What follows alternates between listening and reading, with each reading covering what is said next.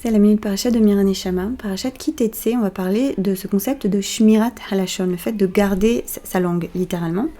On connaît ce concept souvent sous l'angle de l'évitement du Lashon Hara, de la mauvaise langue, ou alors sur l'importance de garder notre parole, de respecter notre parole quand on fait un vœu, un neder. Là, on va voir une autre nuance qui a trait à ce mois-ci très spécial dans lequel on est, le mois d'Elul, le mois de la Tchouva. Le Sfat Emet commente sur ce verset dans notre paracha qui dit « Motza sfatecha tishmor » et tout ce qui sort de tes lèvres, tu garderas. Et il dit oui, c'est important, parce qu'en fait, tout ce qui sort de la bouche de l'être humain, c'est shoresh kol hamaasim, c'est la racine de toutes les actions.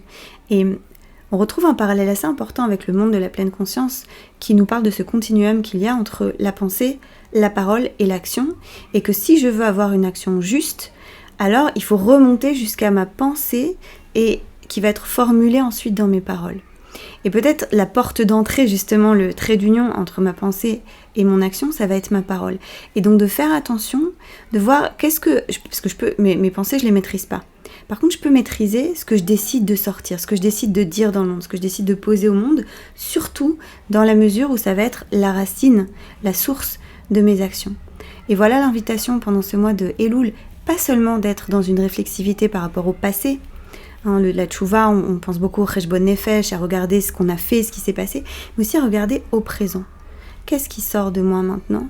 Et quelles actions vont être créées par ce qui sort d'abord de ma bouche ? Et l'invitation, c'est d'être dans la pleine conscience de l'action, par la pleine conscience de la parole, d'être dans le Shmirat Halashon aujourd'hui, avec vraiment attention, parce que la tchouva, c'est aussi quelque chose de tout à fait présent. C'est pas seulement pour le futur, et c'est pas seulement pour réparer le passé. C'est comment je vis aujourd'hui, et comment j'utilise ma parole. C'était la minute parachat de Miran Neshama. Si ça vous a plu, n'hésitez pas à liker, à partager, à commenter. Shabbat Shalom.